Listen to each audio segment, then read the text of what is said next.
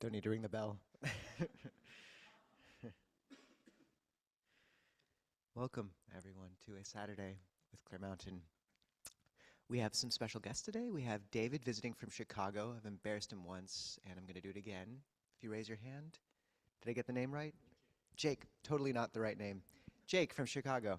Sorry, Jake. Welcome. And we have Christine and Jessica visiting from Portland. Portland Friends of Dhamma has a special Upasaka program where they bring together various practitioners, and we've begun just an exchange between these two communities a bit. So over the next year, occasionally, maybe the first Saturday of many months, we'll have someone from Portland Friends of Dhamma coming up just to share some aspect of the practice that they have over there, whether it be flower arranging or slideshow of pilgrimage, something like that. So this is the first in that series. And what we'll be doing is after the gathering, feel free to get the food that you'd like to get, but at about 11:15 or so, maybe 11:20, just if you're interested, come over by the book table, and Peter Hummel, would you raise your hand, Peter? Will be standing there. He's very tall. He'll be standing there. Circle around him, and he'll guide all of you, including Jessica and Christine, up to the second story. There's a second story classroom up there, and it'll just be sort of an introduction to some of these just people who want to talk about how to align your life with Buddhist practice, how, intricacies of holding the precepts, things people have been working with, just how to live an Upasaka life. And Jessica and Christine have worked with us for quite a long time, and it'll be a useful discussion. So people are welcome to participate in that. It's just a useful chance to process together. Additionally, we have two announcements from Bonnie.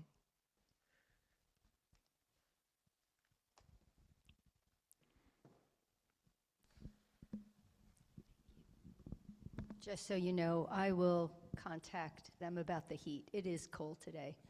But we still have two or three positions open for volunteers for the New Year's Eve vigil.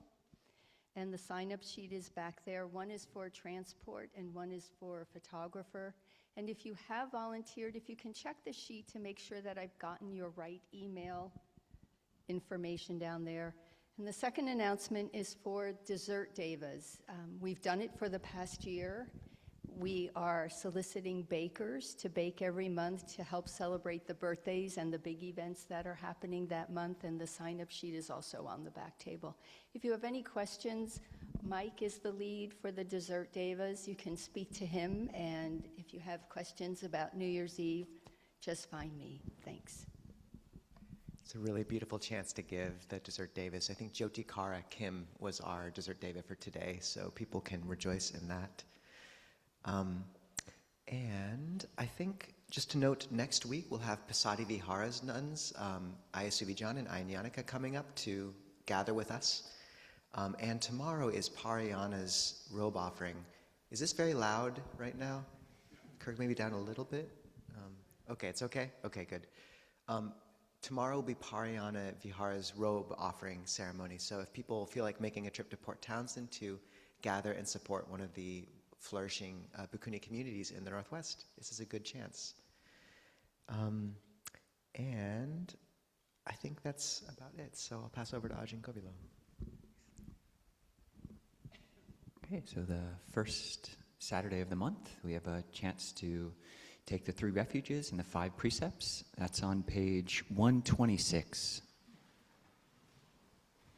And do we have someone who will make that request? Nice.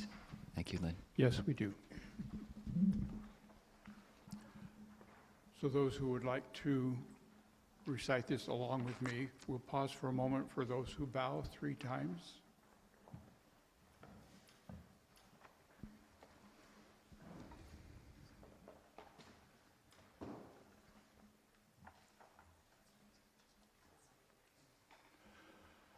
Mayam Bhante Tisarena Saha Panchasilani Yachama Dutiyampi mayam bante tisarena saha pancha silana yantama. Tatiyampi mayam bante tisarena saha pancha silani yakama. Okay, so the first part of this is taking what's called the 3 refuges, going for refuge or returning with the mind of peace to the Buddha, the Dhamma, and the Sangha. And we'll be discussing more of what those mean, but hopefully most of you have some kind of evolving sense of what this is. What is the internal Buddha that we can incline to, the internal Dhamma, the internal Sangha? So I'll recite this first part, the Namo Tassa 3 times, and then you can recite after that. Namo Tassa Bhagavato Arahato Samma Sambuddhassa. Namo Tassa Bhagavato Arahato Samma Sambuddhassa. Namo Tassa Bhagavato Arahato Samma Sambuddhassa.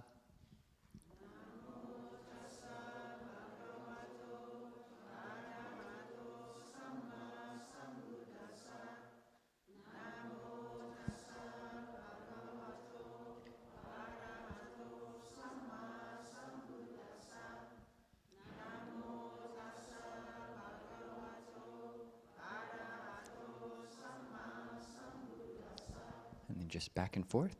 So, Buddhang Saranang Gacchami. Dhammang Saranang Gacchami. Sanghang Saranang Gacchami. Dutiyampi Buddhang Saranang Gacchami. Dutiyampi Dhammang Saranang Gacchami. Dutiyampi Sanghang Saranang Gacchami.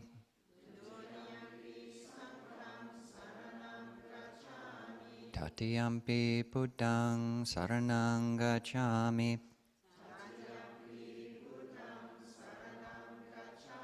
Tatiyampi Dhammang Saranang Gacchami.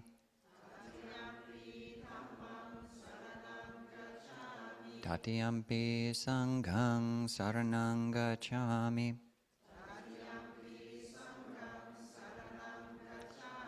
Tisarana Kamanang Nititang.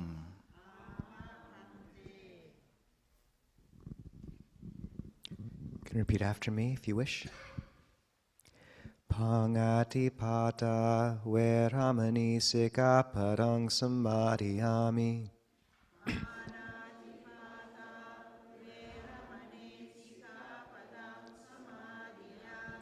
I undertake the precept to refrain from taking the life of any living creature.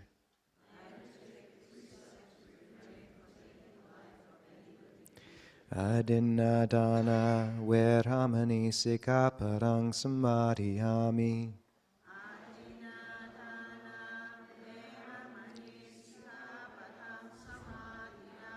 I undertake the precept to refrain from taking that which is not given.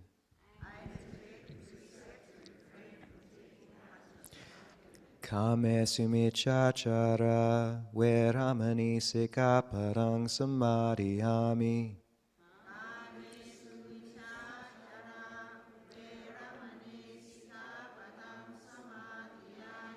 I undertake the precept to refrain from sexual misconduct.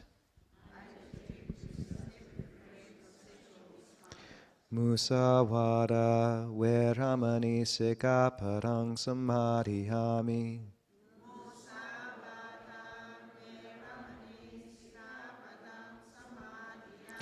I undertake the precept to refrain from lying. Surameraya Majjhima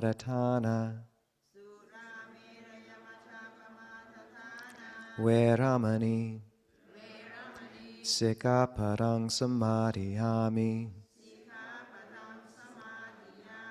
I undertake the precept to refrain from consuming intoxicating drink and drugs which lead to carelessness.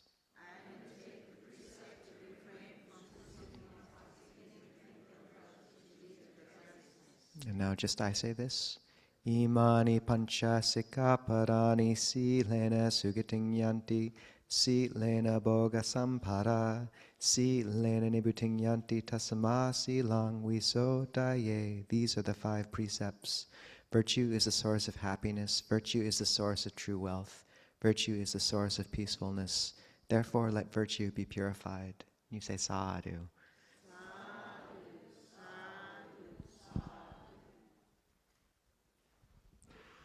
The Buddha spoke about those 5 precepts. We've said this before, but it's mahadana, great gifts, in that you're giving the gift of fearlessness to the beings around you.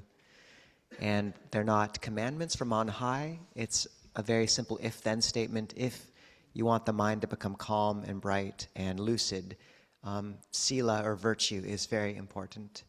And it can change how your heart feels. And one thing I encourage is, with regards to that first precept of not taking a life, I find one of the first relationships people, or someone taking the first precept can get with an insect is with a spider, because they tend to stay in one spot, they don't run away, and you can get to know one over a few weeks. So try to find a spider and get to develop a relationship with it. Give it a name, and you might find that your heart kind of opens and they actually are a bit cute. So I also want to, we'll be doing celebrations today instead of the blessing braid. But I wanted to bring into the space Gene. It's Gene's 100th day anniversary of his death. So many of you knew Gene. He was a lovely, gentle being. And in Thailand, you do grieve for at least 7 days after, but at about 100 days, you remember them as well. So those who knew Gene and those who didn't, if we can just keep him in our hearts today and dedicate goodness to him.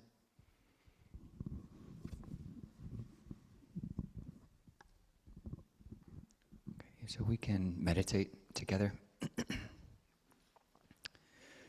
We'll sit for about 15 or 20 minutes. And people are welcome to just meditate in the way you're used to. And I'll be giving some advice about 3 other ways to meditate that you might not be so familiar or comfortable with. So just experiment if you'd like. But just with any meditation, we want to set the body in a position, in a posture which is supportive of our mental posture that we're cultivating.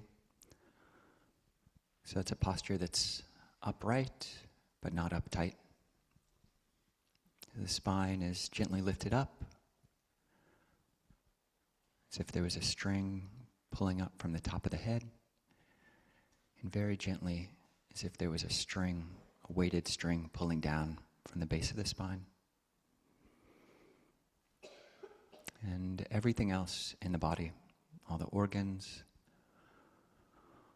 all the muscles, all the sinews, everything else can just relax around this central column.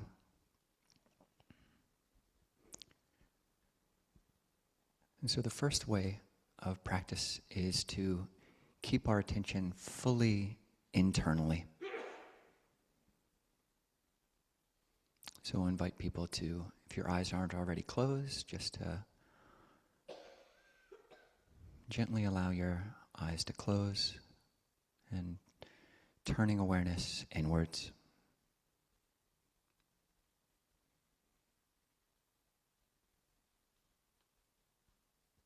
And for the next 5 minutes or so, see if, rather than watching any kind of rising and falling like the breath, see if you can take as your object just the spatiality of internality. So just, can I keep the mind inside of this torso?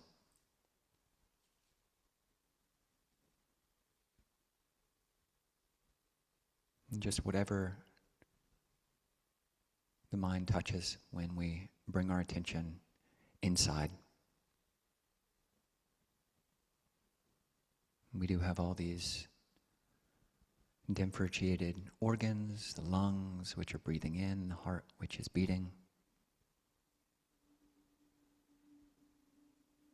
the intestines, which might be rumbling or just might be at rest.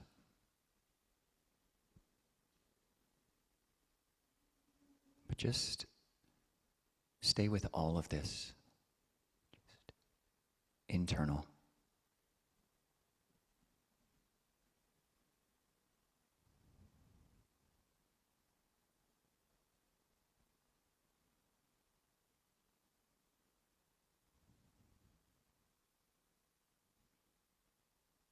Eyes closed, just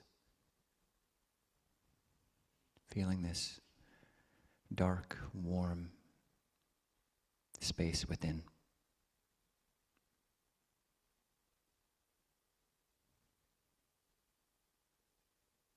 Whatever's happening internally.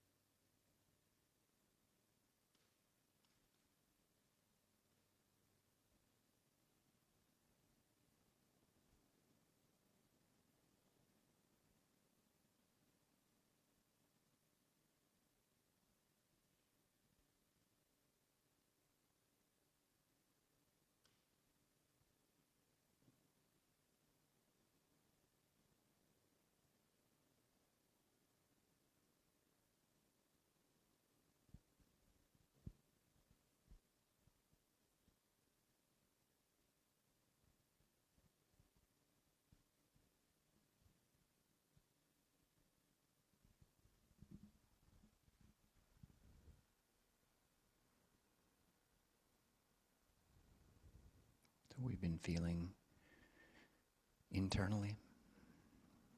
Now we can shift to in between.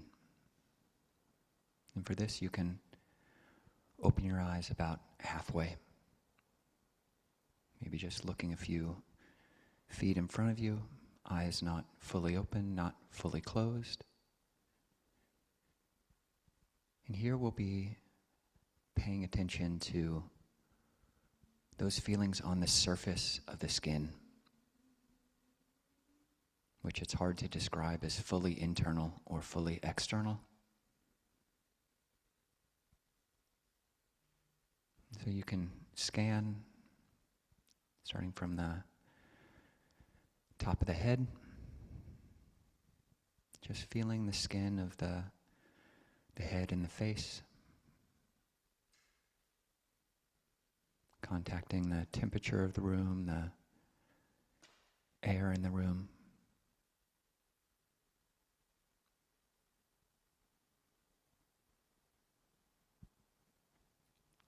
Maybe the pulsing of blood vessels or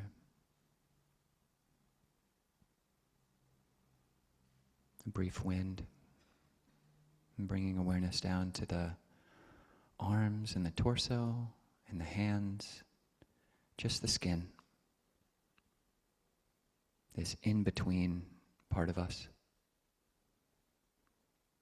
And you'll probably feel the touch of your skin to the clothing, which is covering most of it. Just training the mind in this way.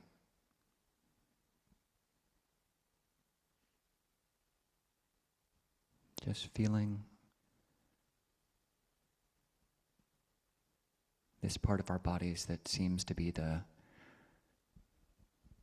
outermost layer of our knowing, seemingly. Just feeling the skin in the torso and the arms and the hands.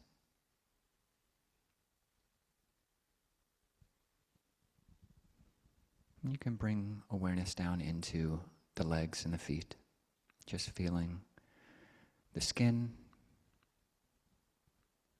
this in-between, not deep into the body, not fully external,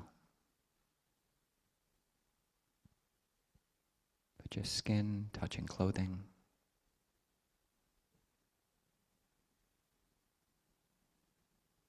In between.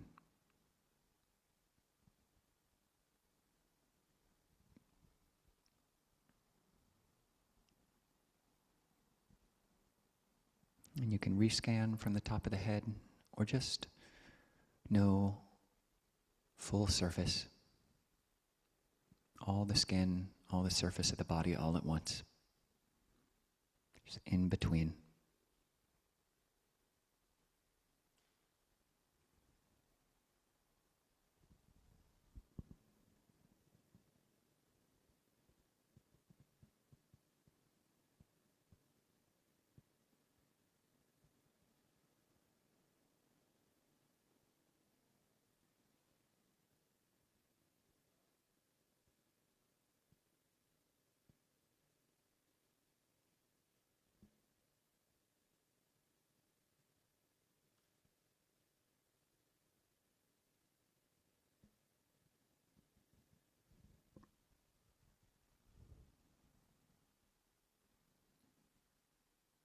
And from in between, we can shift to external or outside.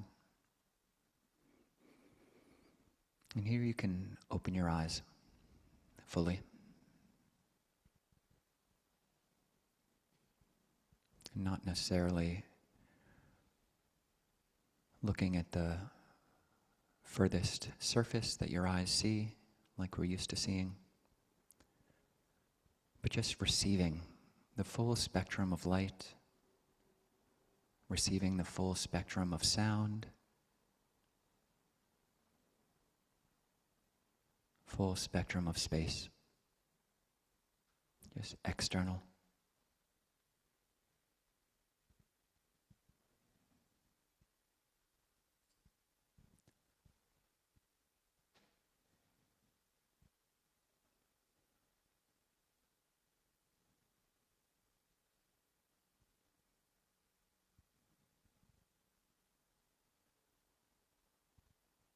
Receiving all the people, the Sangha in the space.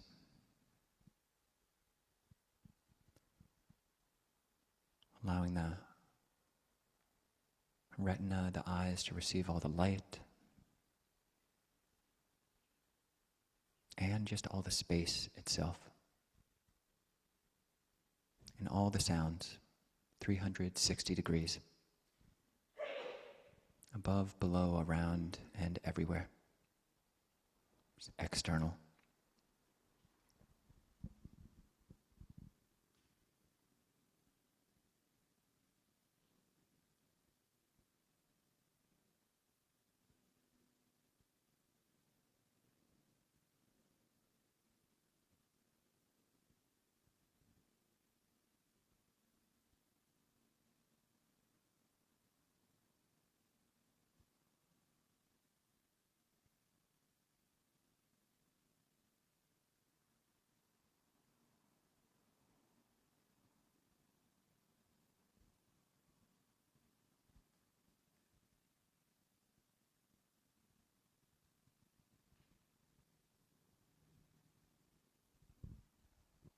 Just in the last minute or so,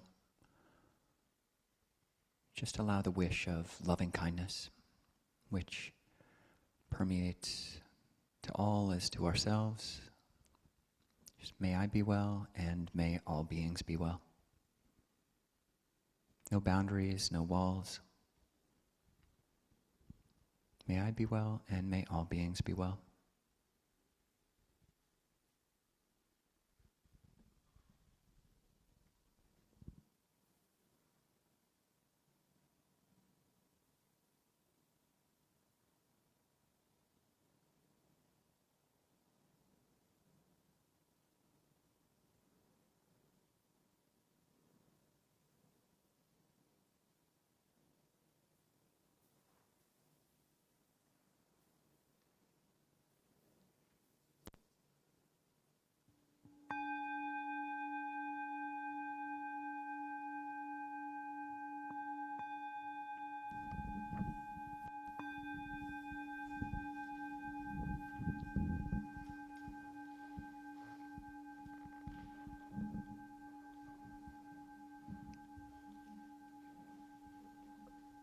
For those who wish to join in requesting a teaching, please turn to page 124.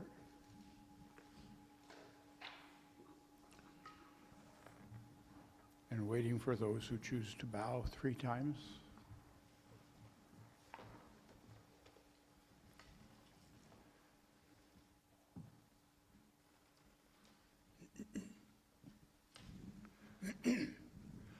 Rama Chaloka Dipati Sahampati Kat Anjali Anand Ivaram Ayachata Santi Dasata Parajaka Jatika Dese tu Dhammam Anukam Bhimam Pajam.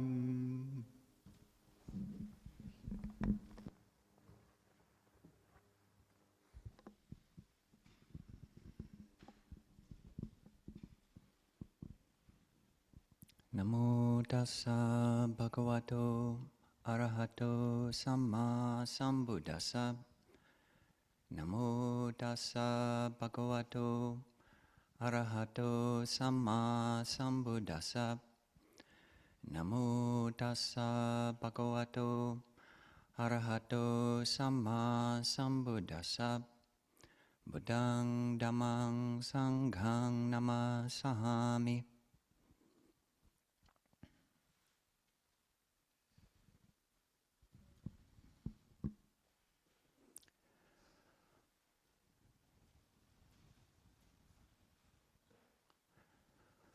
Okay, so you've probably noticed, even if this is just your first time coming to a Clear Mountain gathering, that as Buddhists, as monks, we love threes. We love triplets, and yeah, we have lots of do things in triplicate often. The refuges, the recitation, and the Buddha did this. When the Buddha's teachings were first being recorded, they weren't being written down, but were just being memorized by the monks and nuns and lay people surrounding the Buddha. And when you give a enumerated list, when you give a list in numbers, it's easier to remember. So that's one of the reasons that the Buddha gave all of these lists. But there are lots of groups of 3. So you've got the Buddha, the Dhamma, the Sangha, the 3 refuges, which we chanted about. You've got the 3 types of feeling, which is dukkha, which is that which is painful, which is sukha, which is pleasant, and that which is in the middle, neither pleasant nor painful. You've got the 3-fold training, the training in virtue, the training in concentration, training in wisdom. You've got the 3 bodily right efforts, refraining from killing, from stealing, from sexual misconduct. You've got the 3 other modes of training, which are training in generosity, in precepts, and in meditation. And there's a bunch more. Anybody? Do we have any call out, some 3s? 3 characteristics. Yes, that is anicca, dukkha, and anatta, which are impermanence, unsatisfactoriness, and not self. Any more? Yeah. The 3 poisons, yes, which are greed, anger, and delusion. And the opposite of those 3 poisons are sometimes called the 3 wholesome roots, which are non-greed, which can be translated as generosity or contentment.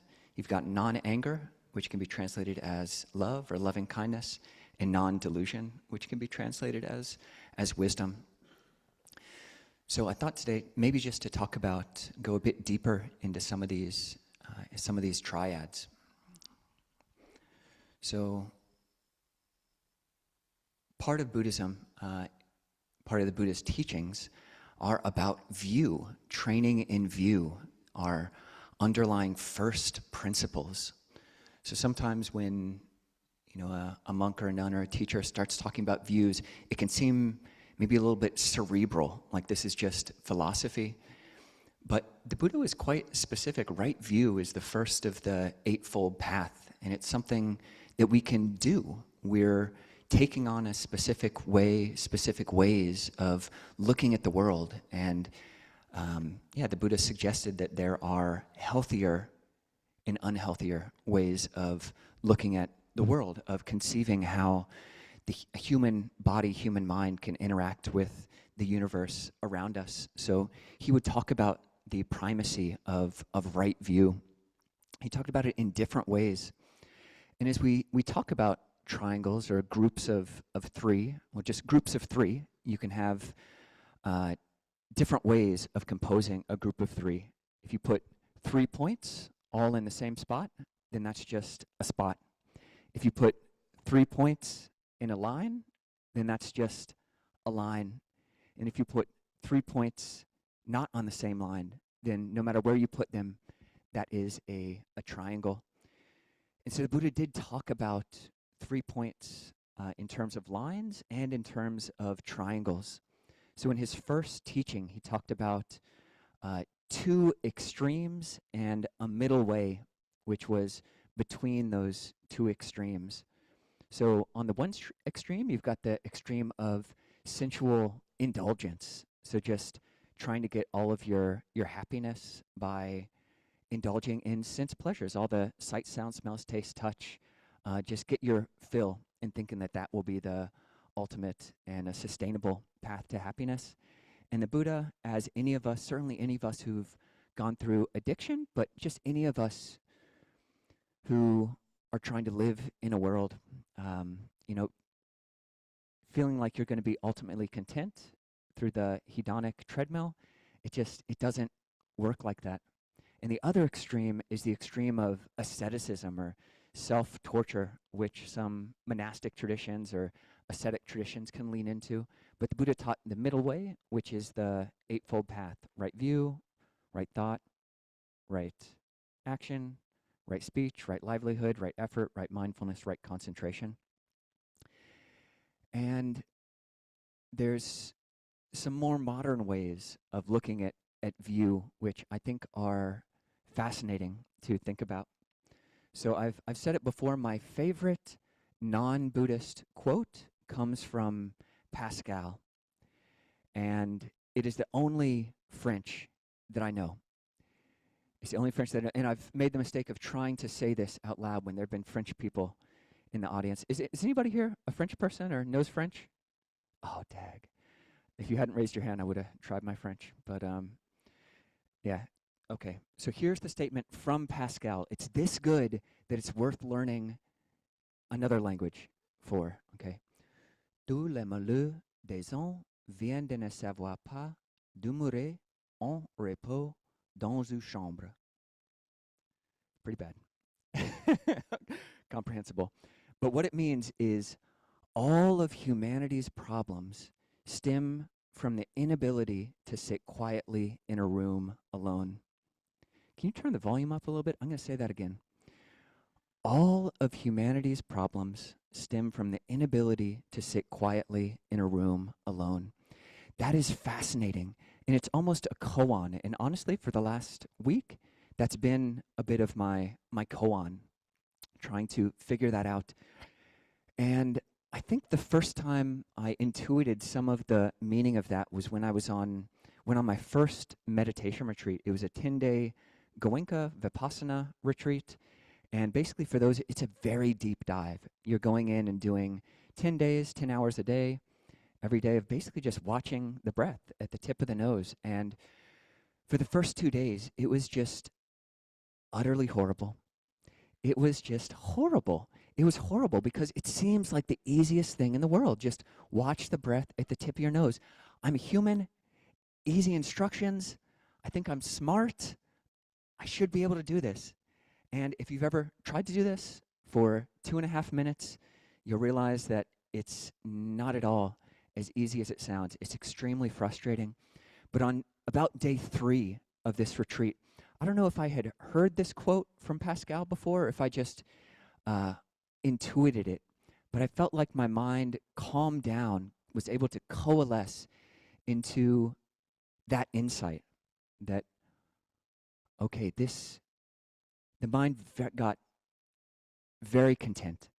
On those retreats, you give up all of your outlets for sensual indulgence. You give up your phones, you give up your music, you give up writing, and all you're doing is meditating. So all the ways that a young dude in America is getting his pleasure, give them all up for those first 2 days. And that's why it was uncomfortable, is because I'm doing something I'm not used to doing. But then day 3, the mind just coalesces and is able to feel into a type of pleasure which I can just have to call peace, a type of peace which is independent of having to feed off of the world.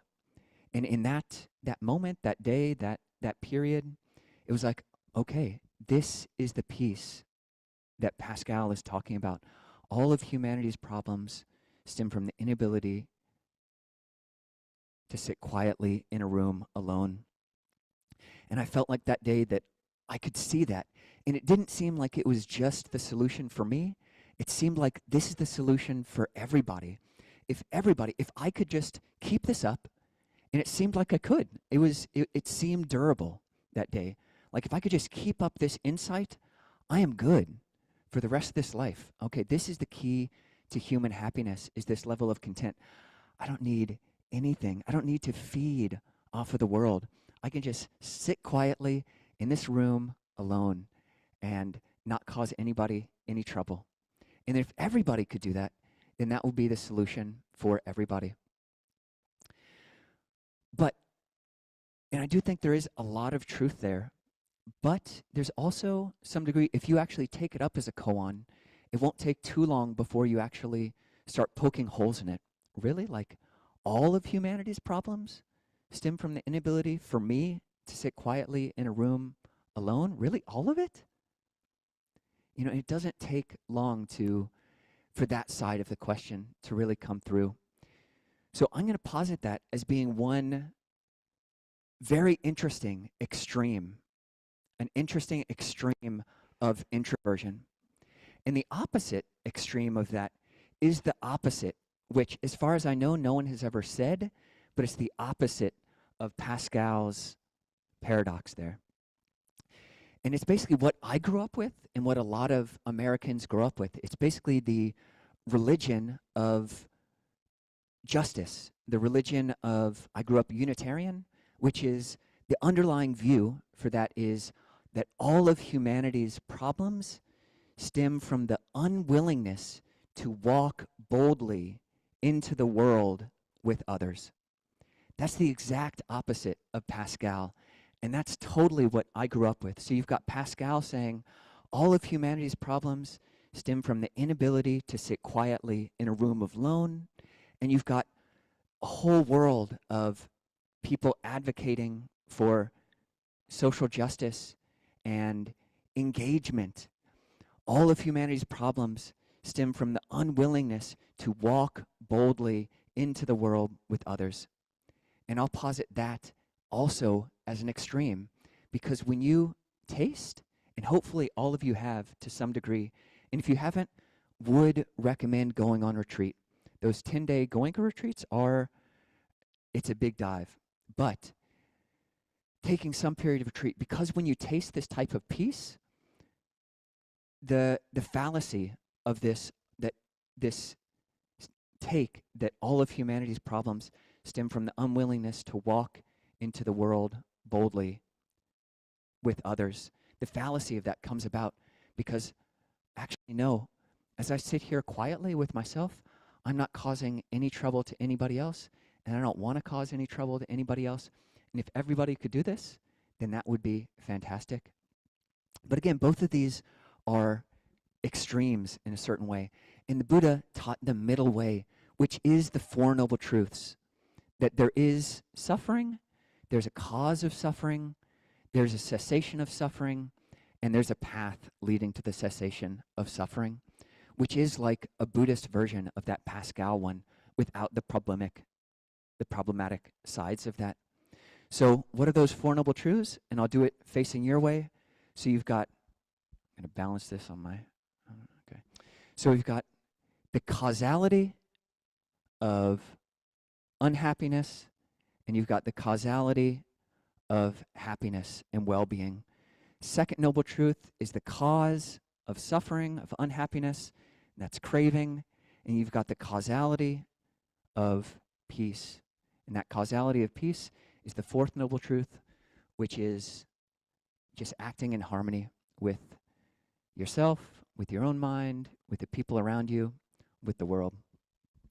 So, yeah, that's a line, 3 points on a line, and avoiding either extreme, the extreme of radical introversion and the extreme of radical extroversion, and keeping this middle way that, okay, whether for myself, this is true for me, and it's true for everybody, that, yeah, all the suffering, this would be the Buddhist formulation of it, all of humanity's suffering all of my suffering stems from craving, the second noble truth. So it's much more focusing the angle, the pointing of awareness inwardly versus seeing how that extrapolates. And when you figure out that in yourself, then you see that it does extrapolate with others. So other 3 points in the Buddha's teaching. We've got what we were exploring with the meditation. So we've got the internal, we've got the in-between, and you've got the external. And really, Buddhism does talk to each, and each one is its own sub-skill set.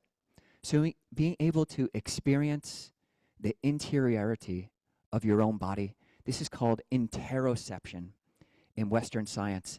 It's the ability to accurately sense your internal organs, the internal functioning of your body. The first, what's called the foundation of mindfulness, is knowing the body in and of itself, ardent, alert, and mindful, putting aside greed and distress with reference to the world.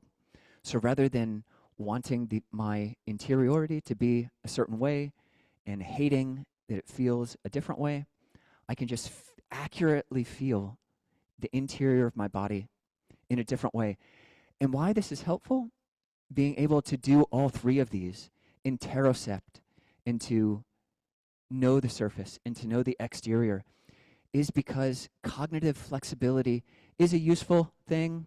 It's a useful thing to be able to be flexible and not be totally attached to one way of meditating, one way of being in the world, one way of speaking to other people. You can learn how to shift if you're in a uncomfortable conversation with your spouse or your child, and you realize that 95% of your awareness is on them and all the bad things that they did, and only 5% is on your interior state of being utterly ablaze with the fire of anger. You can learn to shift that around, and even though it's unpleasant to feel the interiority of anger, it's better than just flamethrowing, all the, destroying the relationships around us. So being able to shift is a very useful thing to be able to do. So this interoception, getting better, and you can get better. I found this fascinating. Even in that first 10-day retreat, I started studying just anatomy in my free time, got all these anatomy books. I once went on a camping trip with very minimal things, but like a 6-pound book on anatomy, carried it into the forest with me, walked about 10 miles into the forest with this anatomy book to just learn and just to calibrate how my interior perception matches on to the organs within my body. So getting better, you can train at this. You can feel your body better. So the second one, this middling sense, can either be called proprioception or kinesthesia. So proprioception is knowing your body in space. And oftentimes, you might feel, if you have your eyes closed now and your hands are in your lap, ask yourself, where is your hand right now? And it's not at all uncommon that if you open your eyes and actually look, that your hand is actually in a different spot than you felt it to be. And this is called faulty sensory apperception, is when your mind map of the body doesn't actually map where the body is. So you can get better at proprioception, sensing where you are in the world. And kinesthesia is dynamic proprioception. So that's knowing how your body is moving into the world. How your body is moving into the world. And with that meditation that we did on the in-between areas of the body, it's fascinating because when you practice, and especially if you practice staying in this interiority, in this middle space, you can ask yourself, where do I stop and where does the world begin? And you look at other people or you look at yourself in the mirror, and it just seems like you are a bag of skin. It's like, okay, here's the skin line, and everything inside of that is me, and everything outside of that is the rest of the world. And then it would seem like I can feel my heart beating. And then it would seem like, okay, if I move my awareness forward, that I would be able to feel the skin of my chest as if I was inside of a balloon. And then eventually I just reach the edge of my skin, this skin balloon, and there I stop and I can't feel forward. But for me, and I don't know about anybody else, but I can't find the edge of my skin balloon. It's like I just keep going forward and it's like a cloud. And this could just be a trick of the brain's capacity for feeling skin, but it does feel like I'm this is almost certainly not the case, but it feels like I'm feeling on a subatomic level. It feels like I'm feeling into a cloud of electrons. It feels like I've got this cloud body. And so experiment with that. Experiment with that, being at your skin. Where do I stop and where does the world begin? And that's fascinating on the level of not self. Where am I? Where are others? And if I'm making a self and I'm allowing other people to implicate me, I look at someone else's eyes and I feel implicated. Oh, I am a self. They can see that I'm nervous or they can see that I'm calm. There comes this I, me, you, I feedback loop. And it's like whatever happened with the microphone at the beginning. It's just, and then eventually your head explodes. But if you can shift awareness to a different medium, then no head explosion.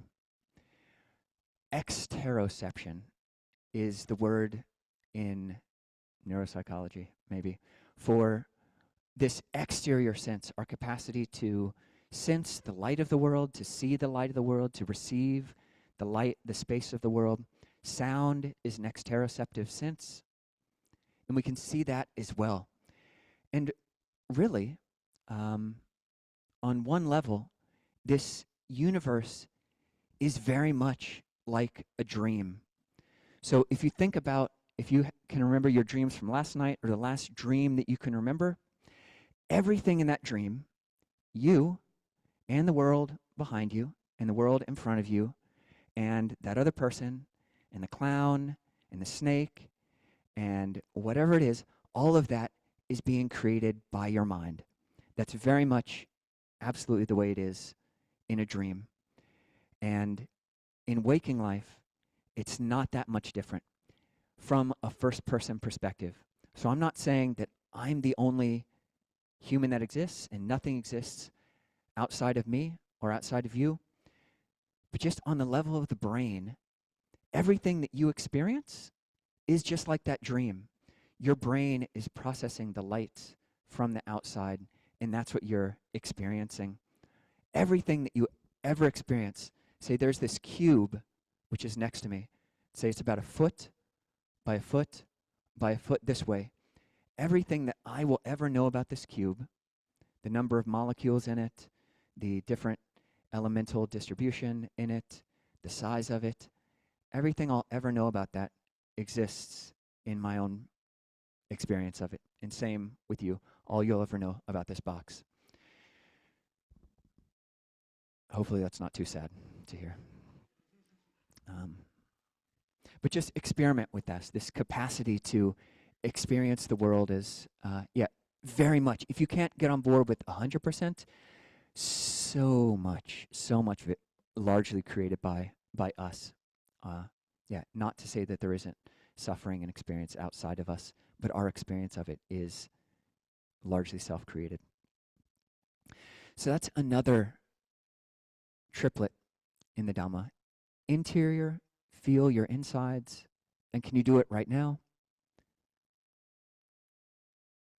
Even if your eyes are open and you're looking outside, can you feel this warm, dark, intimate, utterly intimate, more intimate than infinite space inside? Can you shift to the in-between, and can you shift to the exterior?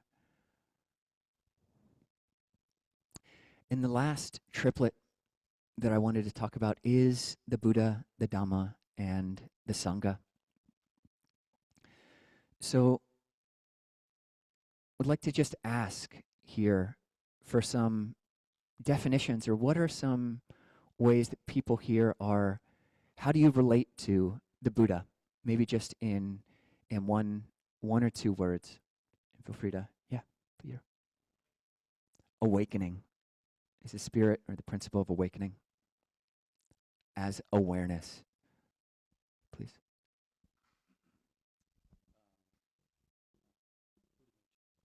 Buddha nature. Lynn.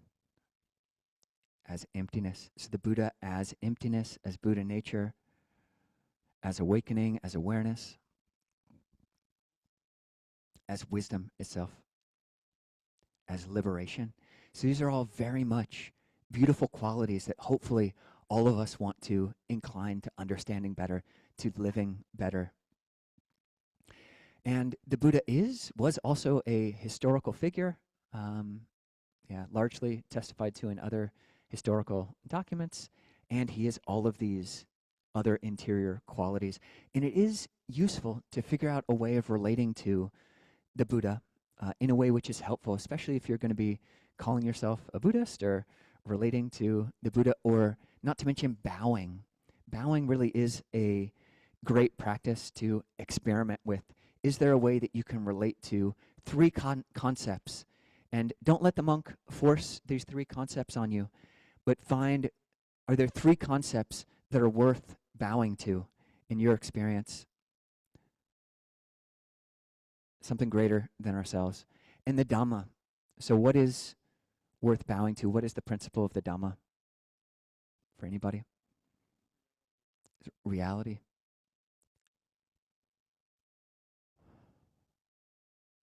Sometimes I'll say the principle of truth. Principle of truth, nice. Wisdom.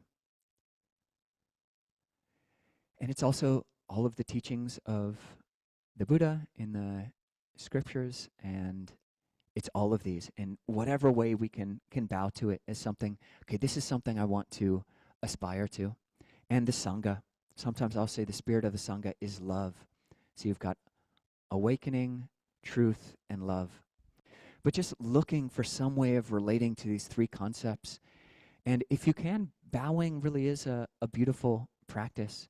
And especially, and I actually say almost essentially, for bowing to be meaningful and for it not to become just something which you begrudge and actually learn to dislike, is to make it meaningful for you. So as monastics, we bow a lot.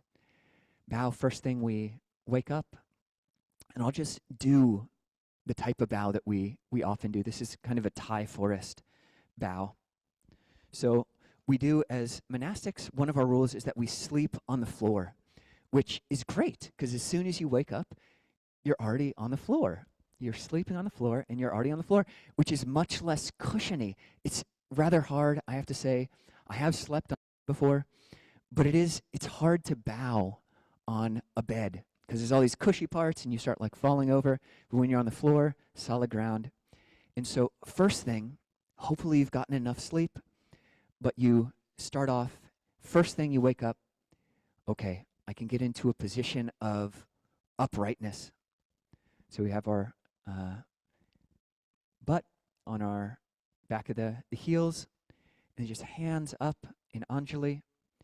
And again, this is the first posture of our day, just sitting upright, even before we bow, and establishing whatever this Dhamma is for me, truth, awareness, Buddha nature, and then coming down and bowing.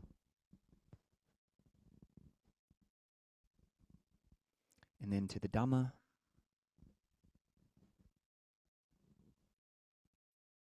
and to the Sangha.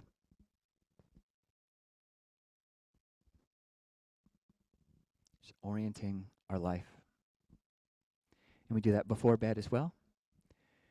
And then you can go and do your negativity bath or whatever, however you kind of go and check Twitter or whatever it is. But yeah, at least you've started in an upright way, bowing to these principles, which spend some time today. Spend 1 minute, spend 5 minutes, spend half an hour, spend your next hour-long meditation actually figuring out what is a Buddha that I could bow to, what is a Dhamma that I could bow to, what is a Sangha that I can bow to. Even if you don't end up bowing, still just asking that question is really meaningful. What is a power greater than myself?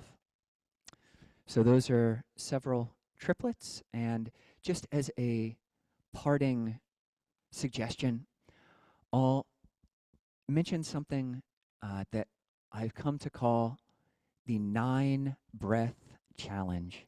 The 9-breath challenge.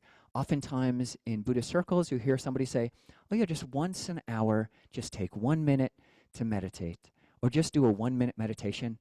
And oftentimes the momentum of our day, the momentum of 59 minutes is such that we can't even sit quietly for a minute.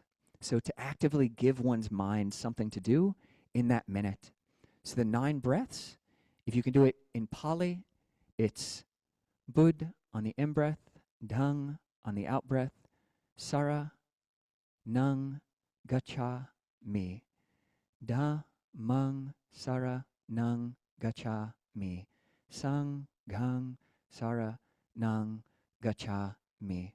Or in English, to Buddha for peace or for refuge, I go. To Dhamma for peace, I go. To Sangha for peace, I go. 9 breaths. 9 breaths. Do I bow to this, but can I actually stop the momentum of my day to actually recenter on that for just 9 breaths? That's all I'm asking, Kobilo. Just 9 breaths. I timed it. It's only 50 seconds. Just 50 seconds. Can I just stop my momentum and just breathe for 9 breaths? So I'll end the talk there, but we can just end it on those 9 breaths.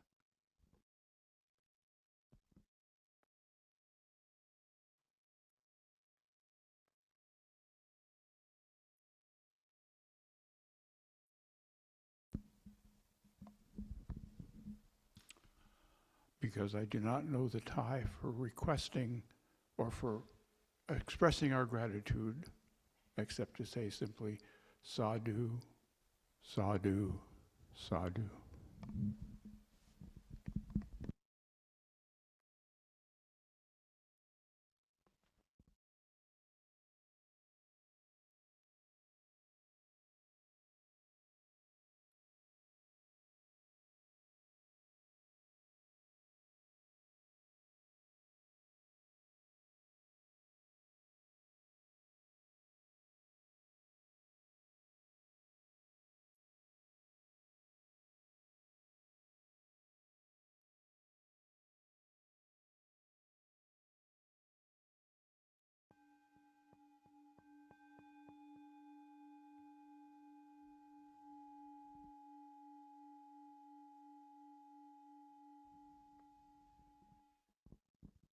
So we can open things up to questions, or if people have comments.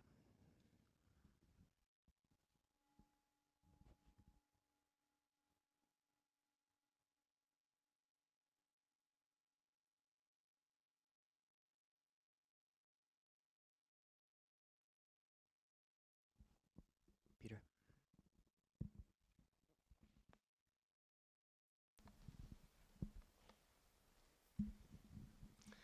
Well, thank you, John, for that wonderful talk. Very helpful for kind of daily practice, a lot to work with. One thing you mentioned in talking about the external is you talked about a sort of a box out there, and everyone conceives of it differently, but I've kind of posited that to people, that I know who are interested in Buddhism and meditation, and just getting comfortable with the notion that we create the world is difficult. So could you talk a little more about that? Thank you. Yeah, so the Buddha, there's a sutta where the Buddha said, the all, as in A-L-L. People talk about the all, but what is the all? And the Buddha said, the eye informs an eye consciousness, the ear sounds an ear consciousness, the nose odors, nose consciousness, the tongue taste consciousness, the body tangible objects, and body consciousness, the mind dhammas, and mind consciousness. And so that's the definition of all, and that very much is in line with, I believe, a rather uncontroversial take of modern science and neuroscience and just the anatomy, that our experience of the external world is mitigated by our sensory neurons in different ways. The ways that the cells, our optic nerves from the back of the iris, go in and interact with the brain. We're not having an unmitigated relationship with anything outside of us. So I think that dream simile is more than a simile, because even though it seems like, and it's not like I can control anybody else, or that I wouldn't want to. I wouldn't want to. Well, maybe sometimes. But the way I perceive it is being mitigated by the brain, and is entirely the brain's creation, the heart's experience. John, do you have anything to add to that?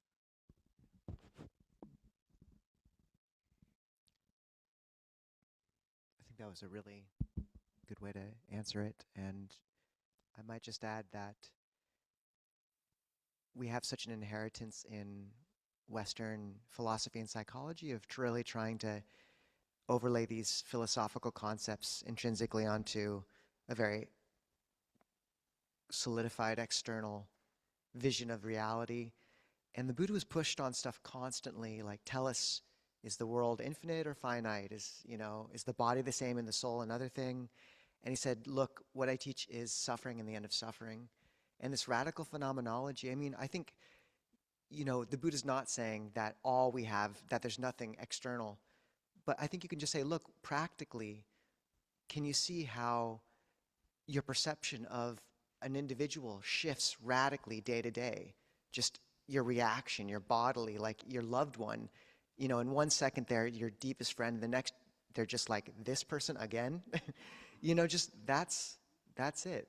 And what happens when you can, this is a really well-established principle of cognitive behavioral therapy as well. It's like, in the scene, there's just the scene, and in the herd, there's just the herd. And, so seeing how our overlays shift things, but that's something we're really bringing to it, and just simplifying is really helpful, because all of experience are just these 6 things happening, the eyes seeing forms, the ears hearing sounds, the mind perceiving mental objects, etc.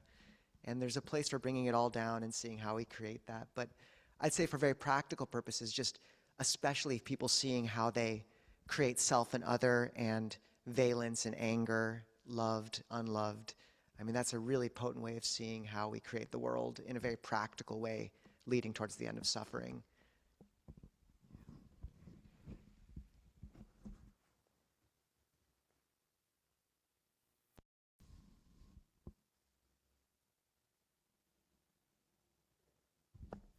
Cheryl? Just to add to that, one of the things that I'd say, and I got this from Tuweri a long, long time ago, was do no harm, be as kind as I can be, and restraint, and show restraint. So that's using the 6 sense doors, for sure.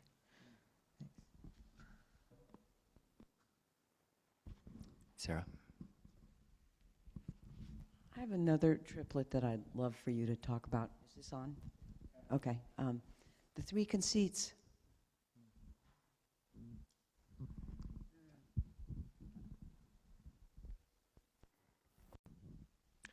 Greater, less than, equal to, correct? Yeah. So the Buddha said that we had to give up these 3 ways of relating to others, basically, at the end of the day. So greater than, okay, we understand that. Less than, okay. But equal to, that too, we have to give that up as well. And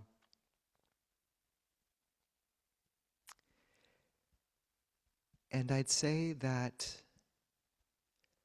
what the Buddha talked about, when he talked about creating a self that we compare to others, he said, etang mama, this is mine, eso asmi, this is me, eso me atati, this is myself. So it's these 3 ways, like there's this crystallization, the self forms in the shadow of desire, in the shadow of craving. And you can see how when we want, when we possess, when we want to be a certain way, it crystallizes a nexus and a center from which we act and want, and where self and other become defined.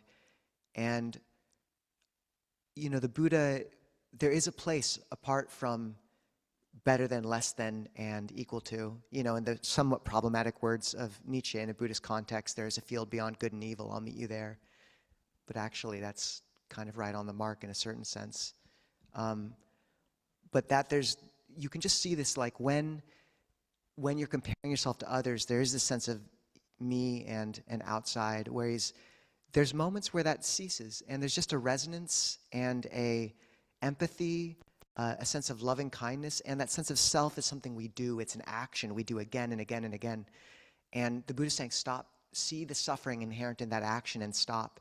And when you let that go, you rest in something that's very different, a resonance and a dharmic sensitivity and an intuitive awareness, which is beyond, better than, less than, equal to. Is that, Ajahn, anything to add? There's another list of 3 conceits where the Buddha said, why am I, who am overcome with the conceit of youth, why do I look down on other people? Having the conceit of health, why do I look down on other people who are not healthy? With the conceit of life, why do I look down on people who don't have that? And then there's another list. The Buddha loved lists. And the Abhidhamma, they loved lists even more. There's a list of like 21 conceits, which is like conceit of height. Conceit of height, conceit of beauty, conceit, oh my gosh, it's a great list. Such great, it's kind of hard to find. I think the last translation was like in the 50s or something, but I don't remember all of them. Conceit of clan, conceit of youth, conceit of health, conceit of being a good speaker, conceit of eloquence, having lots of followers, being intelligent, being tall, like you said, and being well proportioned. There's others too. Being an alms mendicant.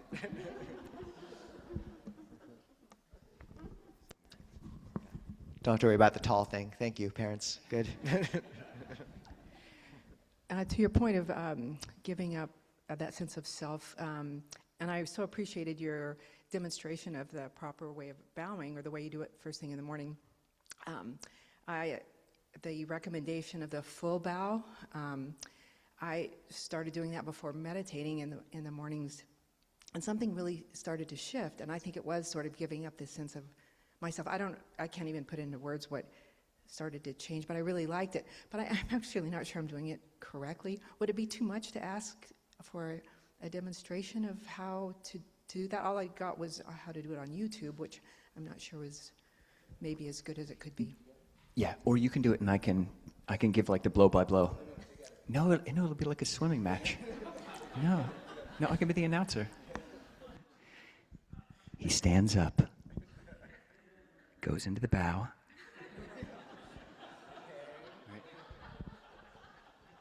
Okay. You do start standing up. Okay. Your hands are in this Anjali, this kind of prayer posture. Okay. Going up to the forehead and down to the lips, down to the heart, and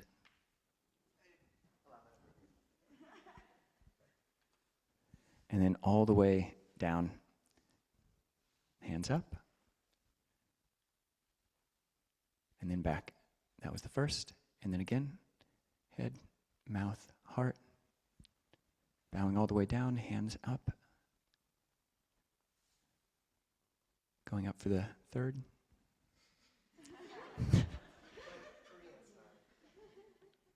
And this is the Chinese and Korean style, where you don't go all the way down to the ground, but just touch like that, and then come back up with the hands going into these lotus blossoms. All right. I want to say, go!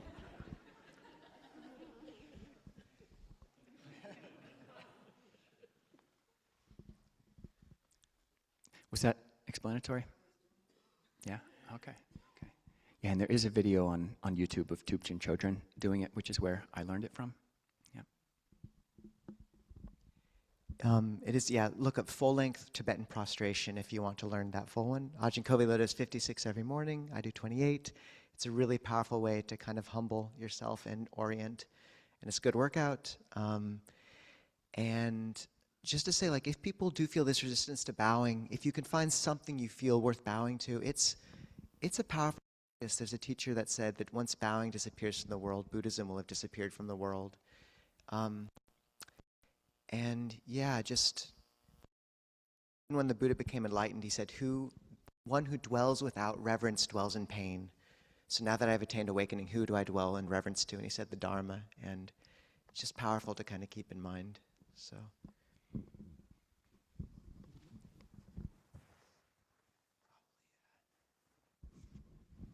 Okay, we do have to finish a little early today. But really, also that 9-breath challenge that Ajahn Kovilo took, I hope people really take that on. What are the words again, Ajahn? Buddhang saranang gacchami, Dhammang saranang gacchami, Sanghang saranang gacchami. To Buddha, to Dhamma, to Sangha, for peace, I return, I go, whatever. We'll put that text in the description. And a mnemonic is, you can say, or mnemonic is gosh, like gotchami, so gosh on me. And saranang is like Sarah. Buddhang saranam gacchami, dhammang saranam gacchami. And we have that on the website and recitations of refuge too. Okay, so it's our celebration today. For once a month, we invite everyone who has something to celebrate this month. So that's if your birthday is this month, and people get out your pens or your phones so you can get people's birth dates, or you have something else that you'd like to celebrate, an anniversary or something meaningful.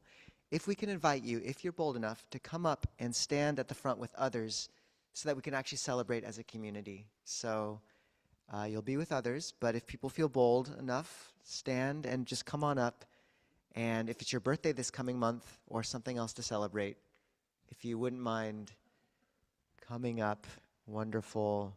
A few brave forerunners. Okay. And we'll need a mic up here, yes? Yes, it is Mark's birthday today. He had to come up, and I know it. Okay, anyone else? Okay. So basically, this is just a chance, as we build this community, it's really important to celebrate together. The Buddhist term for rejoicing is mudita. It's the third Brahmavihara, divine abode. And it's, Ajahn Jayasaro says it's the lazy person's happiness, because you don't have to do anything. You just say, way to go, good on you. So one thing we want to do is, if we could just go down the line, and those on Zoom who also have a birthday coming this month, you may raise your cartoon hand. And if you just would go down the line and just say your name, what you're celebrating, and if it's your birthday, if you wouldn't mind giving us the date so we can text you on that day or something. And one thing you're grateful for in the last year. That would be wonderful. So we'll start with Susan. Susan, and my birthday was on December 2nd, and I'm just super grateful for this community and practice, which I'm feeling like I'm becoming more and more a part of. So, thank you. I'm Rick. I'll be 58 on Christmas, and it's kind of appalling that as late as 10 years ago, I really didn't have a clear idea of how to live my life. So I have a lot of confidence now in the Buddha, Dhamma, and Sangha. So thank you all. I'm Nate. My birthday is December 12th. And my mom's had some health issues this year, which is why I moved back to Seattle, and really grateful to be finding community here and in other wonderful parts of Seattle, and that my mom's health is holding up for now. And yeah, a lot to be grateful for. My name is Kim Jyotikara. My birthday is December 28th. My mom's water broke on Christmas, so long, yeah. What sort of is coming up for me is I feel really grateful. It's a shout out to right view, to that triad of awareness, right view, and wisdom. Right view seems so key to me, and that flexibility of it. Grateful for right view. I'm Mark. I'm 24 today. And I'm grateful for my teachers and spiritual friends. Keep me practicing. Anyone on Zoom? Please. My name is Vandana, and my birthday is coming on December 14th. And I'm grateful for Buddha, Dhamma, and Sangha and all my teachers in this life. Thank you. And Larry, December 6th. Sadhu, Larry. David, Donna? Hi, my name's David. My birthday was yesterday. I just feel so blessed to be part of this Sangha, and I really appreciate everyone. Thank you so much. Anyone else on Zoom? Yeah, hi, I'm Nicole, and my birthday is the 13th. Nicole, 13th. Good.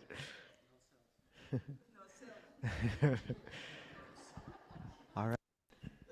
So 3 big sadhus for all of our celebratory birthdays and more. Sadhu, sadhu, sadhu. And a shout out to Right View. Sadhu, sadhu, sadhu. So Jyotikara actually made a bunch of cupcakes and other wonderful desserts. I think some are veganers, maybe, or Veganers.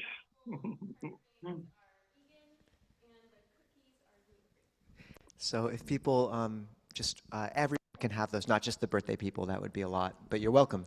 But just one more big sadhu for everyone who helped with this. Sadhu, sadhu, sadhu. Okay, please. And we have another thing today, and maybe we could get a mic over to the community stewards, Bonnie and Christina. Jeremy, if he's here.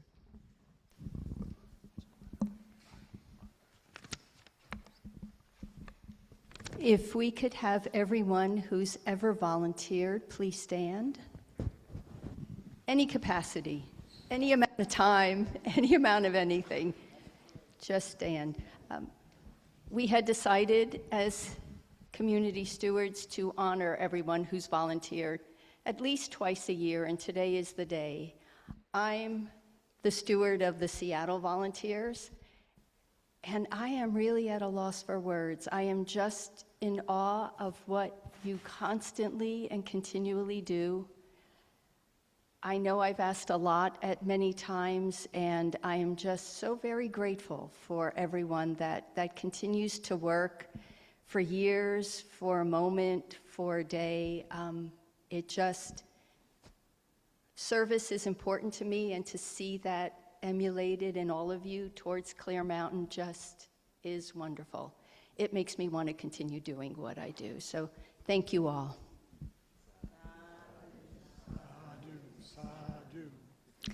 I echo Bonnie's sentiments, and I just want to draw attention also to we have a lot of digital, remote volunteers that do a lot of behind-the-scenes work. Our newsletters, our social media, our PR, our WhatsApp, our Discord admins, our hospitality stewards. There are a lot of people that are in this room and beyond in different parts of the globe that are assisting with many aspects of Clear Mountain. And I just want to give a shout out to them too. Thank you all for everything that you do to help this community continue to scale and grow and stay connected, because they are vital in keeping us all connected. Thank you. Sadhu, sadhu, sadhu. And there is one more branch, and Jeremy isn't here, so I'll just speak a little on his behalf. It's the Land and Board, and I really can't tell you, they just, they work so hard, and what they're bringing about and what they continue to bring about is so, I don't like this word, but it is very precious to this community. So just wanted to thank them for all their hard work also. We've said sadhu too many times, so we're going to do anumotana. That's our other way of saying way to go. Anumotana. 2 more times. Can we? It's a lot of syllables. 3. Anumotana. Anumotana. All right. Really, though, it is a big, as many of you know, flourishing community with huge reach, and our volunteer spreadsheet is literally over 100, maybe nearing 150. It's huge. There's so many people contribute to this, and just it's beautiful to see that happening. So. Really rejoicing in that, what's happened over these last few years. Anything else beyond? Well, I think we do actually have time just to have any new people who are here for the first 3 times, just raise your hand and feel free to say your name and how you heard about us, if you feel so bold.